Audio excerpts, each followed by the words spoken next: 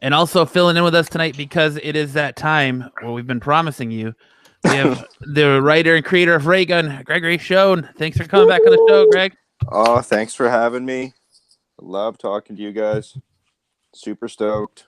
Yeah, we're super stoked that the books finally came out and we got to read it. And it was super. I had, you saw the picture, but it was super cool seeing your book exactly how we talked about.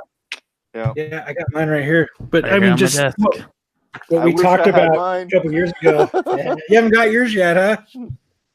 No, I went to pick it up and at one of the only places you can get Western comics in Tokyo, and I go there and I'm like, here we go, okay, bring it to me, kind of thing. And the guy's like, hey, and so then I had to awkwardly kind of be semi mad at this dude that doesn't speak any English, and then I was like, RayGun. He's like, hey. So then, it was this whole thing, and then he goes upstairs, and the two guys come out, and they're like, "Hey." So then I was like, "Please don't tell me you messed this up and didn't order it, right?" Like I was like, "Oh God, I'm gonna get comp copies, but at the same time, I want a bunch, right? I'm gonna send them to people, do whatever, send them to publishers." And so then the guy comes down, he's like, "It's a week late. It's being shipped internationally. It's going to be a week late." I was like, "Oh, okay." Well, at least it's on its way. Yeah, no, it's cool, man. I'm getting tons of messages, tons of people sending me pictures, and my hometown in Winnipeg, my high school did like a thing. They put it in their monthly alumni newsletter. This graduate, I didn't graduate from that school actually, but this former student had this published, and then it's just really cool. It's so nice to know that people are reading it how I wanted it to be read. Like you're actually holding it and turning the pages and having the reveals done correctly. Like I'm so stoked. So awesome. So what you're saying is you're a celebrity now. Not you're at a all. Hometown celebrity. Not at all. They're gonna name the library after you now. I was thinking, come home, there's gonna be a statue of him next to Matthew. That'd be awesome. But it's gonna be him and Matthew back to back, folding arms and with arms crossed, with the ray guns. Yeah. Men in Black styles. Yep. Did you guys like it? Let's talk about it. Yeah. Man. So real quick, I feel terrible because you should feel terrible. Yeah. I did get a copy, but I haven't picked it up from Kyle yet. So that's okay, man. Yeah, but it's not okay. You shun him. Don't. Yeah. You got to keep him down. But I real quick, I do want to say congratulations, and you were talking about how cool it felt. That's got to be really cool. Finally having a big thick trade in your hand that you created. You said big thick. Big thick. Yeah. That's a normal thing for me, but yeah, the book is good. But, yeah, no, man. Thank you very much. It is huge. It's a big deal. It's like when it was published digitally, and man, we've talked about this before, but I got to tell you, it's just such a big difference to see your work on a computer screen, and you're like, like that's cool. It looks good and stuff, but to actually have a product. A product was made. Yeah, a product was made, and I think Kyle, you were the one too. It was like, I wanted this printed. Kyle always wants like within 20 minutes of me being like, "Hey, I got my copy." He's like, "I want an autographed copy." I still do. It's like I want to print it, and I did too, because when you're writing comics, you do it for an effect, right? So when you have the page, and let's say you go, okay, page 1 is always the odd page because it's the first page. You go 2, 3. 3 is going to set up when you turn the page from page 3 to 4. It's a big deal because you can really have something surprising there. So that's why I did full page spreads. So in the book. And, you guys can feel free to show any artwork you want, but in the book, I've had Alonzo draw full page spreads, right? And so those are supposed to be moments when, whoa, look at the artwork. Like, this is so crazy. This looks really great. And on a computer, it's like, oh, page 3, and you flick your finger and you're like, oh yeah. You know, that's nice. Yeah, that's a really killer point. I never really thought about it like that. We're losing those big wow moments. Yeah. Well, I mean, it goes to what Stan Lee said. You know, it's cool on it's like boobies. They're cool to look at, dude, but there's nothing better than holding it and touching it. Yep. and to control it. And I mean, you know, it's so fun looking at my kid now read comics. He's finally getting into it, and because you know his reading skills getting better. But he flips back. You know, he'll flip the page and be like, what, how'd that happen? And you don't get that on a computer. You don't have the same kind of it's not the same at all, right? Each medium is different. No, the feeling isn't there. Yeah. And so yeah, that's the number one reason why I wanted it printed, besides the fact that it kind of validates you a little bit. If a company invests money in you to print a product that they're going to sell, and they, you know, it's just somebody showing like, yeah, we think this is a good product too. Good enough that we're going to spend the money to have it printed and marketed and, you know, do whatever with it. So yeah, I'm very, very, very happy. Very happy. I mean, it's very good. I liked, you know, definitely being able to hold it in my hand and read it. The only thing where I wish it was more in single issue, because the way the trade is bound, you have to push down. At some parts the lettering goes into the spine of the book to where you can't really see what it says. So I haven't even seen it yet. Yeah, you like have to like really warp the book to get in there to read the text. Yeah. But as to where a single issue would lay a much better, but Yep. But it was, you know what? It was worth the wait. Good, man. It was. I can tell you my favorite part. Tell me. Right when it's this panel right here, where he's like, fuck this, I'm done. Fuck this. Like like he has reached his breaking point, and he's like, you know what? That was like, I was like, yes. It's kind of like that Wolverine in the sewers scene that is so famous from X-Men. Yes. Before we get too far into asking questions and doing this review, our audience has kind of grown quite a bit since you were last on. So go ahead and just give us a quick rundown for the new people who may be joining us, kind of what RayGun is and what it's about and everything like that. Okay, so RayGun is a story about a troubled 10-year-old kid named Matthew Baker, who's sent to live with his estranged father in Hollywood. And within the first few days of being there, he discovers, he finds Nikola Tesla's fabled death ray. And so like any 10-year-old kid would do, the first thing he does was to just play with it. And, you know, ends up getting on the government's radar. And, you know, within, you know, a fairly short amount of time, he's captured by the government and held for testing. And the original publisher, I had worked with them to publish the first 4 issues, which ended with Matthew actually escaping. Mm-hmm. And then we left it there for 2 years.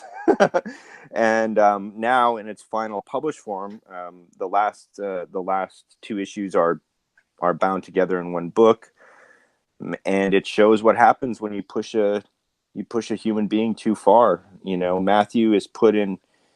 You know, Kyle, it's funny that you mentioned that scene, because that's one of my favorite scenes too. Is because I felt really bad for Matthew, and it was the first time I ever felt bad for one of my characters, and that's why I knew it was probably going to be a good story, because I really liked him. And he's sent by his drug-addicted mother to live with a father he barely knows. Then he's sent to school. Then he has to do the whole bully bullshit. Then he gets, finds, of course, the loser little friends every kid finds at school. And then he finds this wondrous thing. And then he's forced into basically, this experimentation program for the government. And then finally, in that scene is the first time Matthew actually says, no more. What more can be taken from me? And I was hoping to really cut loose with him when he leaves from that scene. From then on, I just wanted him to wreck shit, and so I tried to make that fun. Yeah, him going home, that from when he's like fuck this to getting there, that's dude. I mean, you get all I was pumped. I was like, yeah, I'm digging this. And it's been years since we originally read the first few issues. Yeah. So it was almost like, like something, it was like picking up an old favorite. You felt it, but rereading it, you got all that little stuff again. All those little tiny things that you forget when you don't have a chance to read something for a long time. So, it's always like revisiting your favorite comic book. Yeah. That you really enjoyed.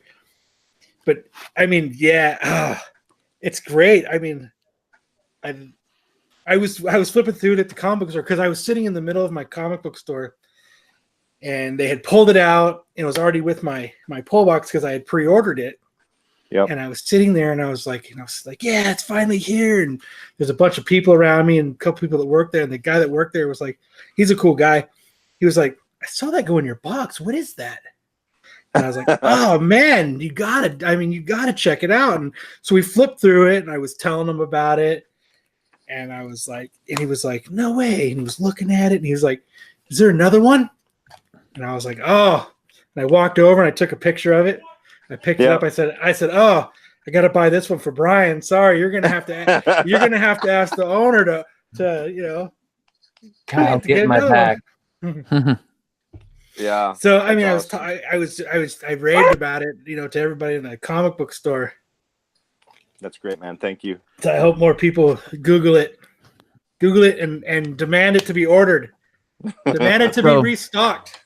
Yeah, it can be ordered. I checked, and there's a whole bunch of these websites that I've never heard of before. That you can order it from, and you can order it from Arcana directly. I'm pretty sure. I would guess depending on how it sells, they'll resolicit it. So yeah, it's great, man. Yeah. Did it end the way you thought it was going to end? No. I have to honestly say no. No. Yeah. And it's awesome because you listen to us and we sit here and we call shit out so far in advance of what we know because me and Matt are pretty good at figuring shit out. Yeah. And getting the ending of books and what's going on with the comic, where the show is going. We're going with that, but I'll tell you right now, you, sir, have a point in the win column. Because I didn't expect anything. No, that's not what I was expecting. So what were you expecting, Matt? Yeah, I mean, I don't want to give away the ending here. No. Yeah. Everything but the last page, guys. Yeah. Everything but the last page is good. It didn't end the way I thought it was going to end. I definitely was a little bit surprised on the way it ended. And almost like, I got to ask, getting back in the book, and like you said, Kyle said, it's been like 3 years since we read the first couple of chapters. So I went back and reread it. And yep. Matthew is such an interesting character. He's such a well-rounded, and there's a lot of layers to him and as a character. And I got to ask now, when you're writing a character like this, because you can see he kind of seems timid and he's confused on what's going on and why he can't be with his mom. And he's kind of got that weird relationship with his dad where he's not necessarily like he hates him, but he doesn't. I don't know. It's not like he doesn't really know him. And he's like cautious of him. Like he's got that wall up. And his dad's trying to be the cool dad. It kind of seems like a little bit when they first meet and just trying to make that first impression of like, look at all this cool stuff I do, and it seems like Matthew's confused. He's got a little bit of anger in him. You see the anger come out a little bit, when he just rocks the bully in the face as soon as he gets to on his first day at a new school, and it's like when you go to prison, it's the same thing. Yeah. So how did you draw inspiration for this character? Was it like drawing from personal stuff that you don't have to go into, but drawing from personal stuff? Did you pick on like people's brains? Like, where did you find the inspiration to make Matthew such a well-rounded character? Well, first of all, I originally had the idea for Matthew before I had kids, but I was very, very close, and I still try to be very close with my nephews. And I really paid attention to, because it's when you're single and you're in your 20s or whatever, kids are kind of an annoyance, right? Like, you're happy that people have them, but at the same time you're always glad. And then when one is close to you, you start realizing, wow, these little humans are processing things differently. And how do I explain this without getting too weird? When you're single and you're in your life, and it's so funny because I'm in such a different place now, but you're just so dark, like you're always looking at dark stuff and you're examining dark subjects and dark people. And really, for the formation of Matthew, I thought, how is a kid seeing all this?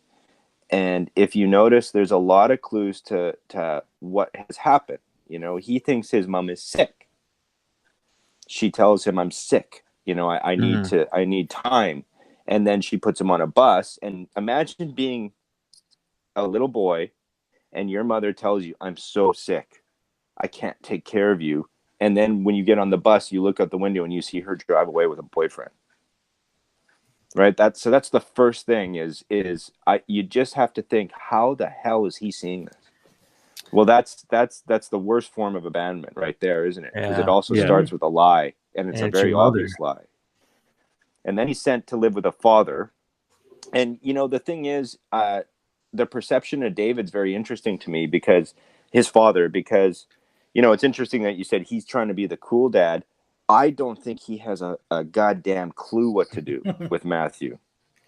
He's not a very social person. And we see that through David's background in the book, is he relates more to machines than he does humans. He takes solace in his work. That is where he thrives. And so the dichotomy between him and Karen is very telling in Matthew as well, isn't it? Because yes, Karen basically found David at a time when he was thinking about doing something bad to himself to escape a situation. And she really kind of saved him in a way, because she was very outgoing, probably a party girl. He never thought in his life he would ever have a chance with a girl like that, right? So again, Matthew seeing these two people, and David comes across very differently. Now he's stuck in a situation where the guy can't communicate with him. How, as a kid, are you going to handle that? And showing the anger, he does drill that bully in the face, but again, we get a look into that kind of that dark world through a kid's eyes, because when Rupert says to him, oh, you're awesome, man, you kick ass, and he says, no, it's just friends of my mom's, taught me kind of how to be a hard guy. It's like, well, who the hell is hanging around with his mother? Well, and I think it's very well broken down in the panels where you're like, where he's trying to sell the RayGun, because he says, my mom has this friend that comes over, spends a lot of time with us, and then gives her lots of money and then leaves. Right. And he doesn't understand what's really going on there, that money's changing hands for drugs or sex, not necessarily he's being a nice guy. So that's what he's thinking. I'm going to sell the RayGun to him to get lots of money. I'm going to give this RayGun to this pimp. Again, how is the kid seeing it, right? It's you find this dark place, but then you have to explain it through the kid's point of view. And I really, how I wrote Matthew was, I just tried to be really true to that, and I never tried to give him an edge or an intelligence or an experience that he wouldn't have. And if he did have that experience, I stopped writing and I made sure it was through the lens of a 10-year-old. I love when he gets tired of his fucking Weasley friend that likes to rat people out. He's like, I'm done with your bullshit. That's awesome. Well, that's another, I can't, we talked about that on Twitter. You said I can't believe he blasted Rupert. Yeah. But the thing is, first of all, he didn't fry Rupert. That was an EMP pulse. He just, killed the power in a neighborhood. But that's another thing about kids, right? Is like, we all know snakes, man. You guys were just talking about a snake somewhere when we got on this conversation, right? Yeah. They're always there. And when you were a kid, they were there for sure. My kid is 8 years old. He has snakes. He has boys coming up to him saying, "Oh, this kid wants to fight you." Mm-hmm. And then I always tell him, go to the kid that wants to fight you and ask him what that kid said. And then he'll go up to that little kid. These are 8-year-olds. And then he'll go up to the kid and say, "Did you say you wanted to beat me up?" And the kid will be like, "No." "Well, who told you that?" It turns out the little snake was telling both boys that the other boy wanted to beat him up so that he could try to start a fight. That's Rupert. Rupert is everywhere. You met a million Ruperts. You probably know a million of Ruperts from when you were a kid.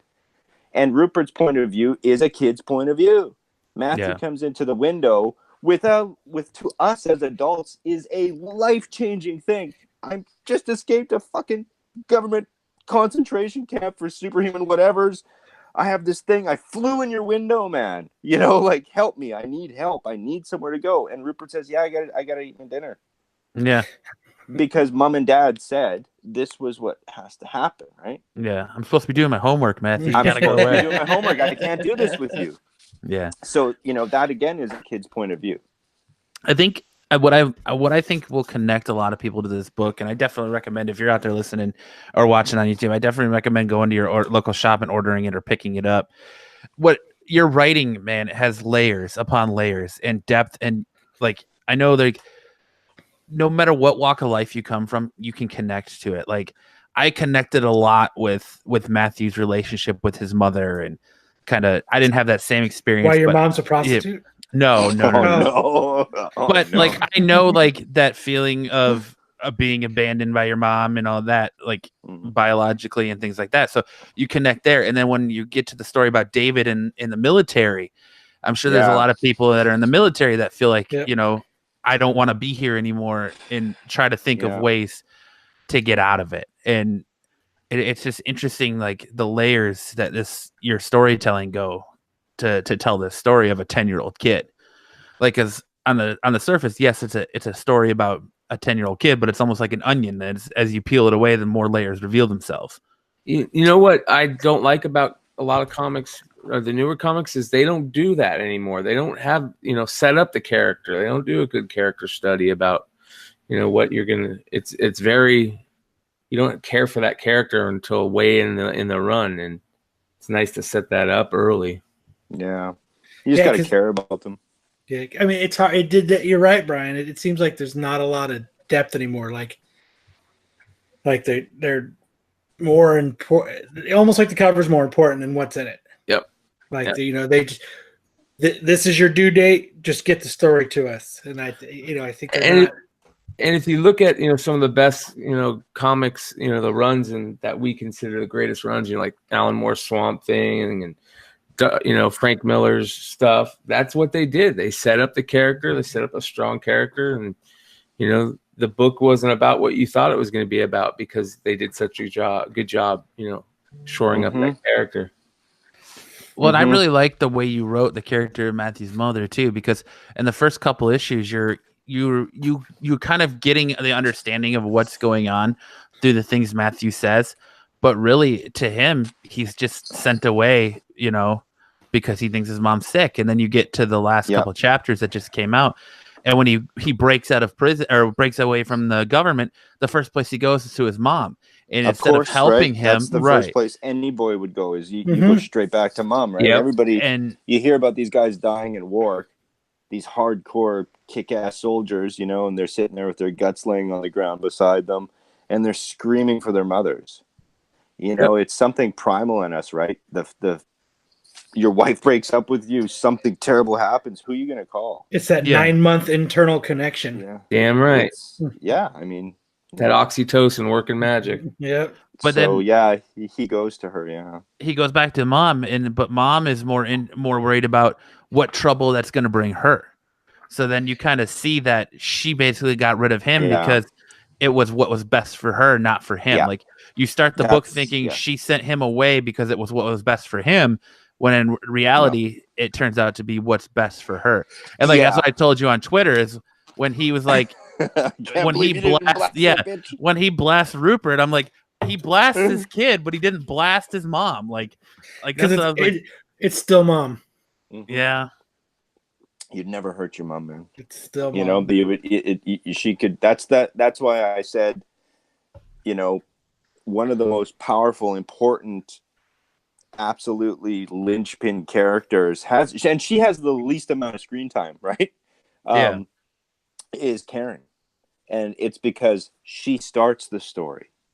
She gets paid by the government to relinquish her custody rights over Matthew. She gives Matthew to the she propels Matthew from that point into what happens after, right? So when mom has finally said, look, get out of here.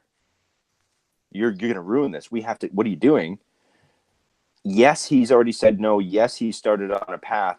Now he has nothing to lose from that point. As soon as that happens, and I know, as you said, you know, I think this will resonate. It's the beats like that, man, that are going to resonate with people when they read that and they go, that bitch. Oh, you know, like, oh, and after everything that we know he's been through, she doesn't know that. Yeah. But and even so, you know, and it's cool to see the character growth, especially like in David in that short amount of time, because you know, Matthew comes to him and he's not sure what to do. And he connects with him, and you can tell he connects with him right away. And he knows like Matthew's sneaking out at night and sneaking around. And he says, I knew you're doing this, but I wanted to give you your space. Yeah. You know, he's not trying to be all on top of him and smother him and be in his face. And it's cool where, you know, she signs her rights over to him.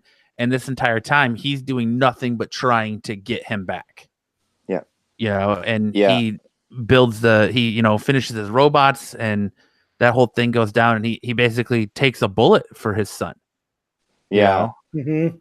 So to go from being a estranged father to taking a bullet, wanting to find your kid and take a bullet for him that quickly was pretty cool. The reason he was estranged was because he was told to stay away. Right. He was told. So, and you could tell there's that panel where, you know, where he was leaving to Afghanistan where, you know, you could tell, you know, he was telling them, it was hard to leave, you know, you could tell. Mm-hmm. So, so it comes back. He still had the love there, and that's why he's willing to take a bullet. Yeah. Yeah. Yeah. I mean, he got back, and the reason that he could continue, the reason why he was, you know, again, Karen she's a very powerful person. You know, she got him through what he needed to get through to get to Afghanistan, and you know, bad things happened, and you know, not all men are equal, and he comes home and you know, finds the worst situation that he can imagine, and he dealt with it, and then all of a sudden he's given Matthew back. And that kind of, you know, up until that point, you have to assume that he has not had another relationship, right? like that's it. He's been with the robots. He's been with the computers since then, perfectly happy, you know, doing his thing. And then all of a sudden this little human is back in his life, and he's, you know, absolutely overjoyed by it because Karen's not coming along. There's no baggage. It's just this boy, but at the same time, he doesn't have the tools to bond with him like he should be bonding, or maybe not. Who knows? I always think David's a very honest character, really. Like, you know, he does say to Matthew, "Look, man, this is weird for me too. Like, I this is really sudden. I'm trying. You know, let's try." And yeah. Well, he almost treats Matthew as an equal and not as a child. And you know, he kind of gives you that feeling of, look, I know we're navigating this together. Like, I don't have the answers, you don't have the answers, we're kind of navigating this together, and we're going to figure it out together. That's what I think too. Yeah. Yeah. So you're going to do the RayGun one shot of them hanging out in San Diego, kicking back, having a Coke and, watching the waves. Then you could do be the whole one shot. And then something happens. Well, something happens when they're doing like a father-son bonding vacation. and then they have to his technical robot skills and his skills can come together, and they have to something happens. Then they can do that as the Father's Day one shot. The Rupert, not the Rupert, the robots were really, really cool. Pip and Squeak.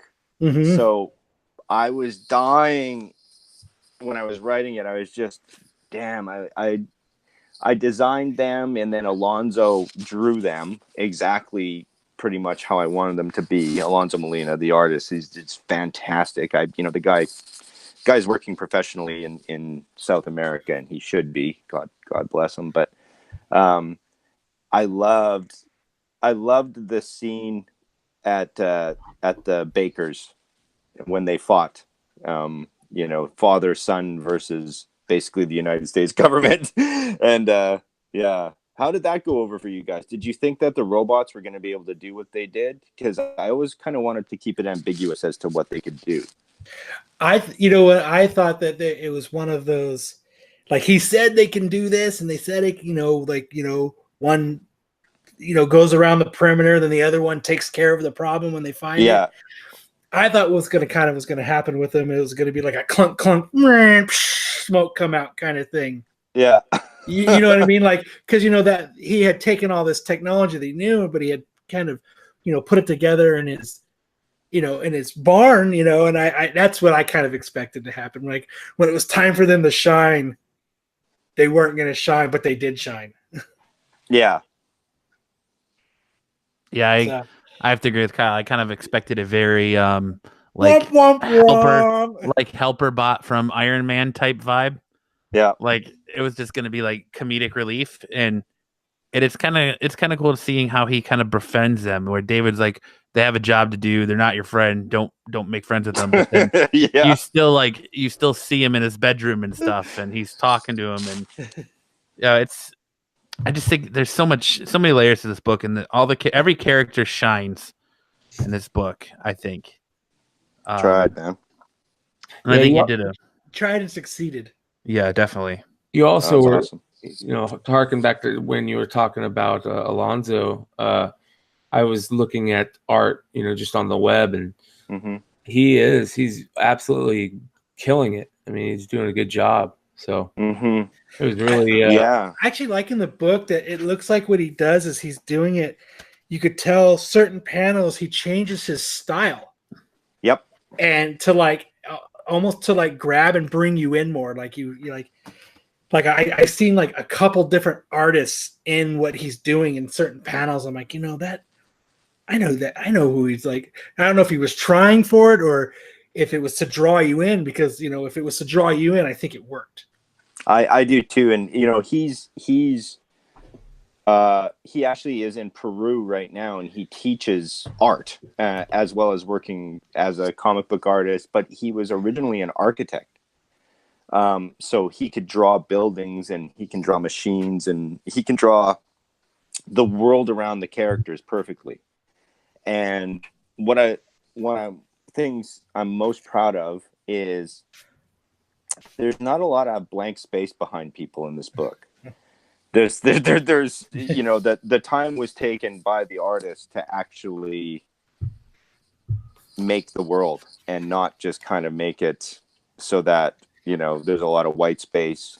We knew at the beginning of the project that we were going to do it in black and white, and to be able to do it successfully in black and white, you have to first of all know how to gray tone. And so we had a great guy doing gray tones and the lettering, and Paulo, and that really adds depth to the book. And if you look at great black and white books, they do the same thing. And also you have to have backgrounds. If you have a black and white book that doesn't take shading, tone, and the weight of the inks seriously, then you don't have a really good book, right? It's going to look super cheap. And so it's kind of weird because I actually wanted it black and white. And so why did you want it black and white? Is it for that reason that you were just talking about? I love black and white books. I absolutely love black and white books. You know, like Brat Pack is one of my favorite books. The One is one of my favorite books, both by Rick Veitch. I love Akira, you know, the original series. I remember being a kid and going to the comic book shop and buying like the second printing of the Teenage Mutant Ninja Turtles, which was black and white, and just blew my fucking mind. I was like, I can't, what is this? I've always really enjoyed black and white comics, and I don't know why, but I thought for my first book, I want to make a black and white comic book. Yeah, it sounds like that's your homage to, you know, your love for the black and white comics. Yeah, cool. I know it's kind of a turn off for people, but I think if they just saw it, yeah. I think that a lot of people are getting used to it because, like you were saying, there's a lot of books that they're doing that, and hell, the biggest book in the planet is black and white. So yep. That's true. Yeah, you know, I always forget about The Walking Dead, but yeah, that's right. Yeah, it is black and white, isn't it? It adds a purity to the form, I think. That's amazing. A lot of the books in Europe too, and are in black and white. I know a lot of the old Warrior magazines and yep. you know, Deadline magazines and stuff like that. They were a lot of those were black and white. So yeah, and it all depends on like I said, on how the book is presented. Like if you look at the best black and white books ever, they're very detailed. They're hyper detailed. Yes. There's always a background. There's always something to look at, and the sense of motion and depth and field of view and stuff is always really good. And with a color comic, you're not necessarily going to have that because you can turn the wall behind you blue, right? So yeah, it's a sky blue, you know, and you don't have to put a cloud, or you don't have to put a bird, or you don't have to put a tree, you know, coming up behind to signify, since it's not a blank piece of paper. Does Alonzo draw on does he do it on the tablet or on an actual comic book paper? I think he does it on a tablet after he's done the breakdown. So actually he would always send me like real pencils. Yeah. That he would, you know, scan and then send to me about like a scene, and he'd be like, what do you think about this? And I'd say, yeah, that's it. 99% of the time was, yeah, that's it. There was just a couple times where I was like, man, I was thinking about, like at one point he put the president was Obama. And so I was like, I don't know if we should make the president Obama. And he's like, oh, well, you didn't specify like who would be the president. And at the time it was Obama, right? And I go, yeah, but we're gonna date it, right? Like, yeah, like somebody 20 years from now might pick up the book and read it. So we don't want, we don't want to be like, oh, this is at that time. You can't date the book for at least 20 or 30 years if we don't put Obama as the president, right? And so he was like, oh yeah, I didn't think about that. So he had to redo all the president scenes. That's a good point, because you know that I just want to let everybody know that the expo started yesterday and it goes to September. Yay! It started May 21st, so I'm letting you all know that the expo is going on. So if you guys want to go visit it, yeah, that's kind of a synchronicity striking. Yeah, and then the cool thing about the artist too is, you know, he could do these amazing backgrounds. Hold on, Kyle. The expo doesn't start until May, not yesterday. Oh, damn it! Is it May? I thought it said March. Damn, I was all proud of that I figured that out. He's all crown royaled up. God damn it! But now I'm all bummed. But the cool thing is, he could do. The RayGun was a big thing when you have a key prop like that, like trying to figure out what the RayGun was going to be. But he could also do other things that we needed, like the robots, the military stuff, and the dinosaurs. And so that was a big one too, was I was really kind of worried about the dinosaurs, if that makes any sense. It's just like, it's hard to draw a good dinosaur, and he did. Where is he from? Peru, man. When I met him, he was a student finishing, I think, his master's in something in San Diego. Yeah. And we met, and he really loved the story, and we, I kind of hashed out what I was thinking we would do, like financially, and he agreed, thank God, and he knew a guy that was still in Peru working in the industry that was going to do the lettering in the gray tones, and we got a schedule going for the work, and then he moved back to Peru, I guess, a year or so ago, maybe 2 years ago, and he's been there since. Yeah. But I'd be interested to see if he does commissions and stuff. Might be cool to get. Yeah, I would imagine he does. Yeah, get a RayGun commission. Yeah, I would. Oh man, that would be super cool. Yeah, that's why there's so many artists now that are doing everything on their computers or tablets or whatever, and you don't have that original physical art, pages to buy, and sometimes that's kind of a bummer. There's. I agree. You find your favorite book, and especially something that isn't on the big two, and it makes it a little bit more personal once you're able to buy that stuff. And I completely agree. That's another reason why I wanted it printed. Yes, you have it, right? This is it. I can give it to my kid. Yeah. And say, look, this is yours. I made this. You can make something too. I was gonna ask you if you had a special spot on a bookshelf for it, ready to go. Because that's as soon as I have it. Always one of the coolest things about having big, nice trade collection, or big absolute edition, just displaying them in a bookshelf. So I can imagine having my own comic. Yeah, and I'm sure it's going to be a very surreal moment when you're actually holding it physically in your hand. I know. Versus seeing all these people that are this is what it looks like holding it. Yeah. Oh, thank you so much. Thanks for sapping that moment for me. But Kyle, can you find the full page of the dinosaurs? Yeah. Yeah. One thing I really like about Alonzo's art too is it's not lazy at all. Like last week, if you watched last week's show, I was criticizing Humberto Ramos, who was doing Spider-Man, for doing lazy. A long time, right? He did lazy for a long time. Well, and he just did the first issue of the new run that's going on, and it was this lazy artwork. Like he drew Spider-Man laying on the ground. It was all disformed. It looked like an empty suit, but it wasn't. But in the scene, when they're at the expo, just everybody in the background, even though they're simple drawings, they look symmetrically right. They don't look out of place. They don't look all wonky and the one foot or leg bigger than the other. They look really well. So he definitely took his time and didn't get lazy on any panel in this book. He did. And I mean, to be fair, I paid him absolutely professional wages for the industry, and I didn't rush him. I never rushed him. We never even submitted the comic until we had 2 issues in the can.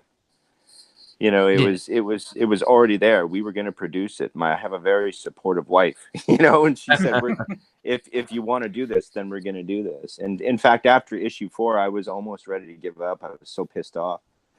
I was just like, this is it's so hard, and it costs so much money, and we could be doing so much other things. And she knows that this is my outlet, and this is I love comics. I always have, and she said, no, we're going to finish this, and it doesn't matter if we don't have a publisher now.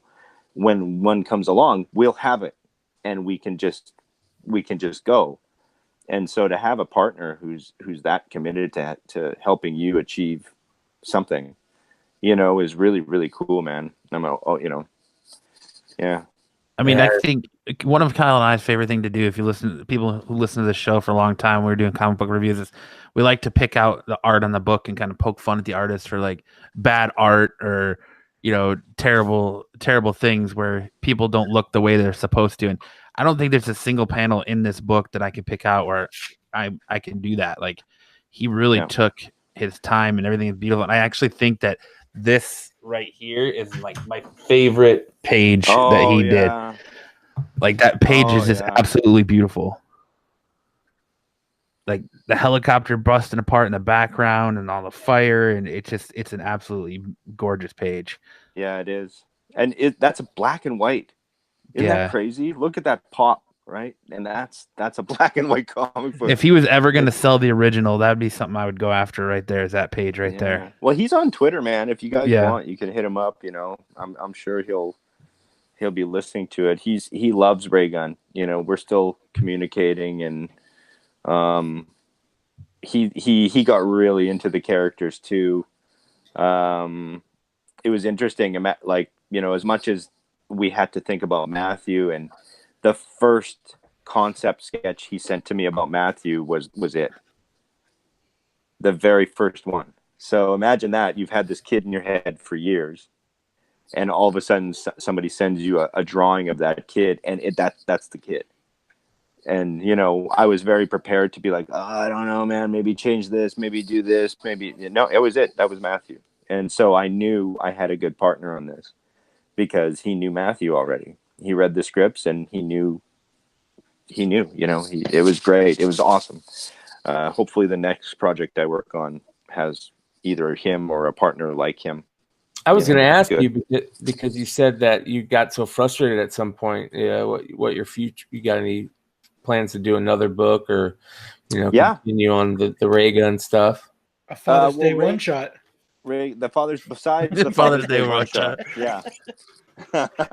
RayGun, it depends. We'll have to talk to Arcana and we'll see what the sales are like, and, you know, if they want to go in on something or whatever. But RayGun I have planned until Matthew's, you know, well into his 20s. Actually, there's two more series, and but that will be through Arcana, and that is what it is right now. I wanted to make sure that what you guys have right now is RayGun. That's RayGun. That's the story. It's it.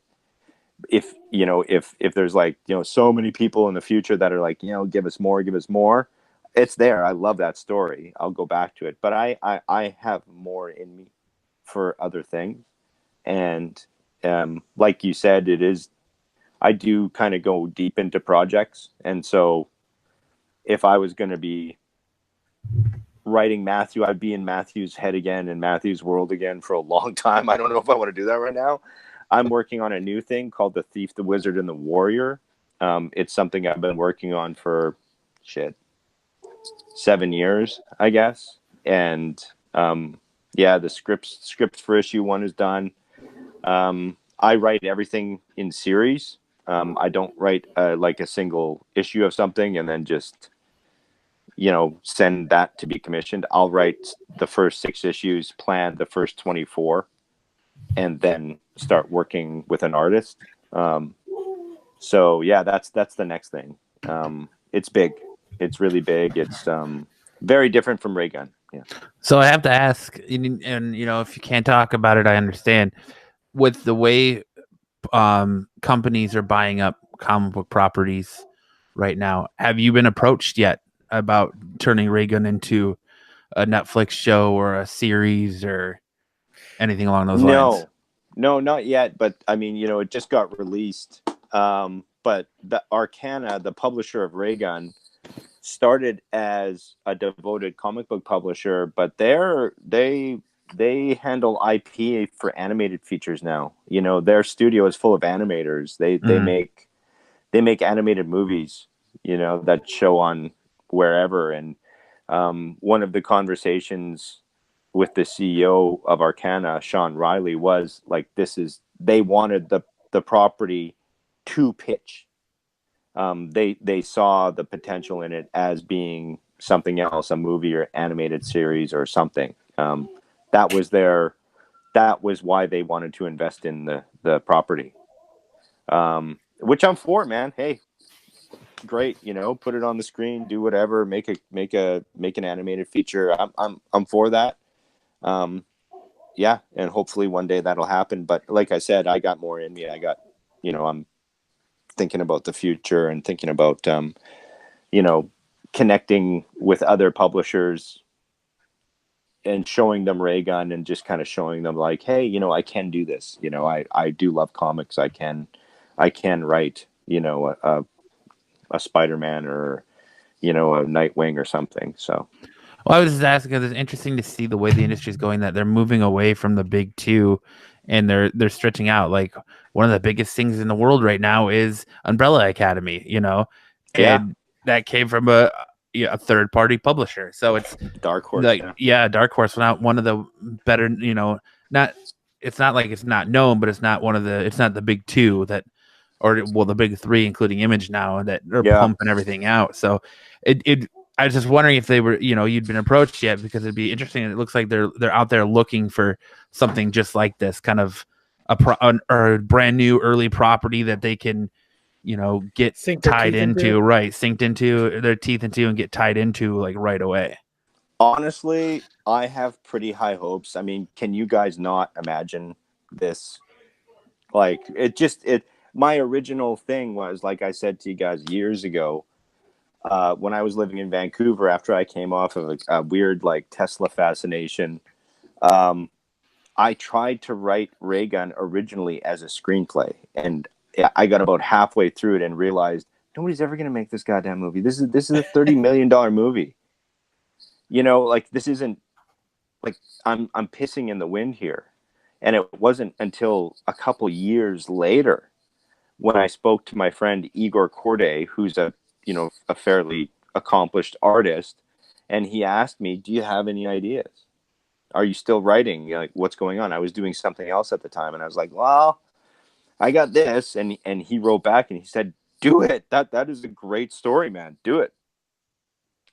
Write it. I'll read it. I'll help you. And so that's why I was kind of like, oh yeah, it is a good story. I can make that a comic. So it wouldn't surprise me if somebody saw a movie in it. It wouldn't surprise me if somebody saw an animated feature in it. I mean, the genesis was to be that. It was kind of half-assed because most people write comics to make movies. Mm-hmm. And I wrote a movie that became a comic. So it could go the other way. Yeah. Excellent. Awesome. Well, I definitely appreciate you joining us tonight. You're man. More than welcome to hang out. I just don't want to take up any more of your time. I know it's Saturday afternoon there. I better jet. The wife and the kids are at a karaoke place, like totally like giving me my privacy. But so they're singing tunes in a bar. They are, yeah. I'm gonna text them when we're done. But I just want to say, Matt, Kyle, you guys, thank you so much. You guys have been very, very supportive of me. You've been very, very helpful. From day one, you've been on board with this project, and I've really, really enjoyed your input, and I've really enjoyed speaking to you about this. And like, no matter what's happening, I want to keep in touch, and I'm always going to be listening to this show. You guys are just the best of the best. I do other podcasts and talk to other people, but like, you guys are, I started listening to you guys because I felt really out of touch here because I'm in Tokyo, and I could listen to you guys talk, and it was my buddies back home because that's how we talk. That's we love comics, we love role-playing games, we love movies, we are absolute geeks too. And I just really appreciate this time you've given me, and yeah, I love you guys, and just like, let's keep in touch for sure. The t-shirts I am gonna have, but there's a problem here. I tried to get them made in Japan, but in Japan they don't make your sizes. Like it's, if I buy an extra large here, it's like a large in Canada. Yeah. So yeah, we're gonna do merch. Like, don't worry about it. Yeah, I got you. But I just wanted to say thank you all so much. Okay, and tell Jose too that I really appreciate his content and the input you guys have. Sweet, thank you. Yeah, we definitely appreciate that. Thank you for RayGun. Yeah, it means a lot. And you, like I said, you're a dude. You're a fantastic writer. You're killing it. there's absolutely, no doubt in my mind that one day when this is all said and done, if the right people get a hold of this, your name could be up there with some of the greats. And thank you, dude. Like, RayGun's a fantastic start, dude. I can't wait to see what comes next from you. I can guarantee you that as long as you keep writing them, I'll keep reading them. Awesome. But, it's cool. It's a fantastic story. I hope great things come for you out of this book. I really do, because it's a fantastic book. And I just want to urge everyone, again, that listen to this podcast or watching it live on YouTube, go out to your local comic shop, man. Request RayGun. Order this book. You won't be sorry. It's a fantastic book. It's a fantastic story. The art is beautiful, and it's just, for a first attempt, man, being your first book, you definitely knocked it out of the park. Thank you very much. Yes, sir. We'll definitely let you go, but again, appreciate your time and thanks for coming on, and we'll talk to you again real soon, man. Have a good night, guys. You too. Yep, have a good day.